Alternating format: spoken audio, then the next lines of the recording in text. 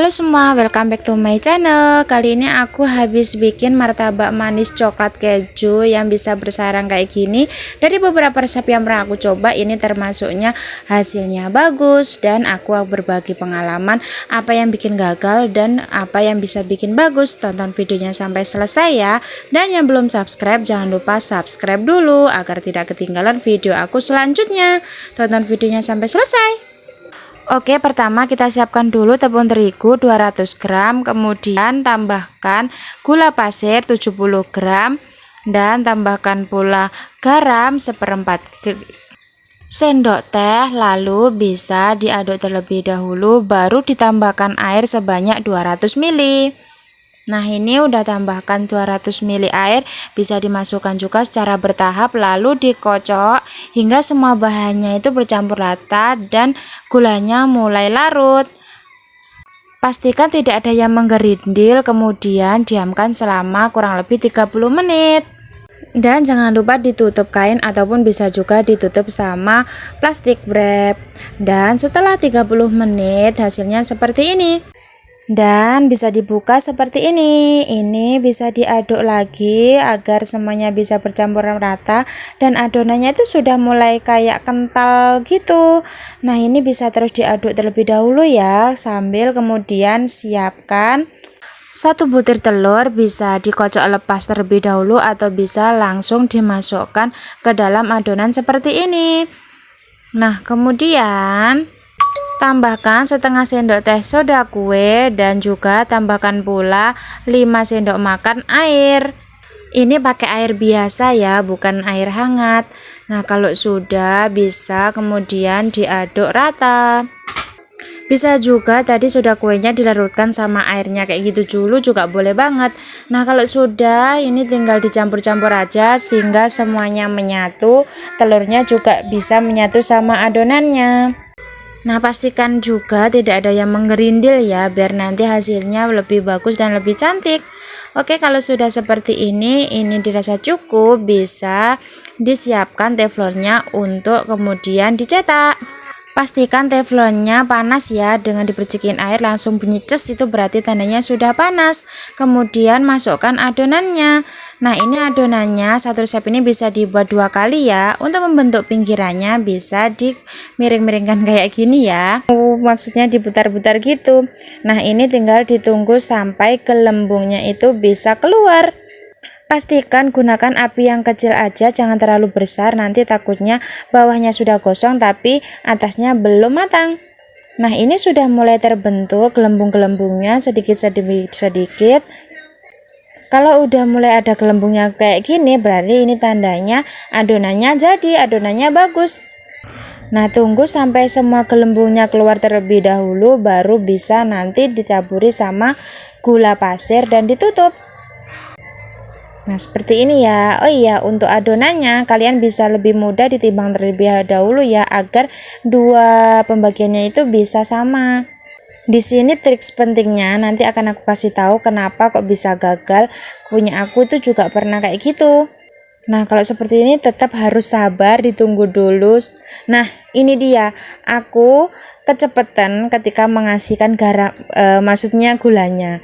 Jadi dia itu ya benar dia masih berongga, tapi tidak bisa berongga yang banyak kayak gitu. Nah, kedua ini keburu-buru aku tutup. Harusnya aku tunggu dulu sampai benar-benar berongga baru aku tutup. Jadinya rongganya yang mau keluar, mau terbentuk itu tertutup sama adonannya karena sudah terlanjur ditutup dulu sama tutup pancinya. Kalau sudah seperti ini udah nggak bisa lagi diperbaiki. Nah, jadinya seperti ini kan akhirnya rongganya itu tertutup. Sebelumnya yang harusnya bisa jadi kurang maksimal gitu. Tapi oke lah, nggak apa-apa. Ini untuk yang pertama. Masih ada adonan yang kedua. Jangan lupa pinggir-pinggirannya di cara segini ya. Oke, kita lanjutkan untuk adonan yang kedua. Aku tuangkan, sebelumnya dikocok terlebih dahulu ya, biar dia nanti rongganya juga terbentuk dengan bagus. Nah, kesalahanku yang ketiga, ini adonannya tadi tidak aku timbang, jadi besarnya itu tidak sama. Nah, bisa digoyangkan ini ya untuk membentuk pinggirannya, atau juga bisa dibantu dengan spatula. Nah, ini hasilnya itu gelembungnya lebih cepat terbentuk karena mungkin juga tadi nunggunya kan untuk menunggu adonan pertama dipanggang. Jadi dia lebih banyak dan lebih cepat terbentuk gelembungnya gitu. Nah, lihat kan? Ini gelembungnya lebih banyak dan lebih bagus, lebih rata gitu. Nah, bisa dilihat kan, aku sudah seneng banget ini. Wah, ini bakalan berhasil, ini bakal bagus. Aku sudah berfeeling gitu. Bisa dilihat kan buihnya itu banyak dan itu sarangnya juga terbentuk.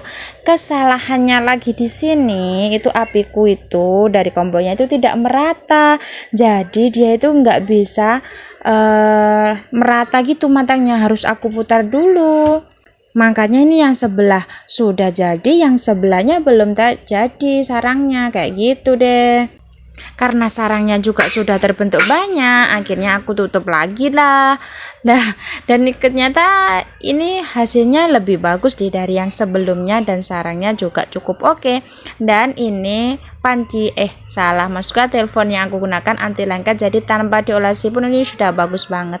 Nah, jadinya seperti ini sudah lebih bagus kan daripada yang adonan pertama tadi. Ini memangganya lebih lama dari yang pertama, yaitu tadi karena aku tidak menimbang terlebih dahulu, jadi lebih banyak yang adonan kedua ini. Tapi ini udah lumayan bagus banget sih, dari sekian yang aku pakai itu resepnya ini oke. Tinggal tekniknya aja diperbaiki. Nah, jangan lupa kalau masih hangat-hangat kayak gini segera dikasih sama margarin biar dia bisa tidak kering gitu. Sama luarnya juga, kalau nggak segera dikasih margarin dia nanti bakalan alot. Nah, ini aku kasih topping meses sama keju parut. Kalau masalah topping sih bisa disesuaikan sama keinginan aja. Yang penting kan ini dasaran kulitnya itu bagus terlebih dahulu gitu. Jadi hal-hal yang harus diperhatikan, yang pertama, pastikan soda kuenya masih aktif. Kedua, gunakan api sedang cenderung kecil. Ketiga, pastikan apinya juga bisa merata. Ketiga, jangan buru-buru mengasih gula ataupun buru-buru menutup. Pastikan sarangnya itu sudah terbentuk semua baru bisa ditutup. Keempat, jangan lupa adonannya ditimbang terlebih dahulu agar bisa sama. Itu tips penting dari aku. Kalau untuk lainnya bisa menyesuaikan. Nah, seperti topping ini bisa sesuaikan dengan keinginan. Kalau sudah dikasih topping kayak gini, bisa dikasih sirup ataupun susu kental manis. Karena aku adanya madu, jadi aku kasih madu aja. Nah, kalau sudah bisa ditumpuk sama lapisan yang kedua, atau juga bisa dibelah terlebih dari menjadi dua baru ditumpuk. Nah, ini kulitnya juga tidak gosong, bisa matang merata. Sekarang tinggal bisa dipotong sesuai selera. Ini aku potong menjadi 9 bagian. Sebenarnya ini tuh lumayan banget tuh kalau buat cemilan sendiri, daripada beli itu harganya mahal. Mending bikin sendiri kayak gini sih, lumayan sih. Tapi semoga nanti kalian berhasil ya setelah dapat tips-tips dan resep dari aku. Next bakalan aku bikin lagi video yang terbaru dengan cara yang baru. Nah, bisa dilihat kan, ini lapisan pertama yang atas itu aku pakai yang kedua. Nah, yang bawah yang kelihatan banget itu adonan yang pertama. Bisa dilihat banget kan hasilnya seperti itu perbandingannya. Kalau yang ini pakai adonan yang kedua, hasilnya jauh lebih bagus. Bener-bener bisa bersarang kayak gini dan lembut gitu. Nah, bisa dilihat kan sarangnya bagus banget kan, dia bisa terbentuk gitu. Seneng banget akhirnya berhasil bikin martabak manis teflon. Oke, sekian dulu video dari aku, semoga bermanfaat dan jangan lupa tips-tipsnya Yati benar-benar dijalankan ya biar hasilnya maksimal. Oke, see you next video, bye bye.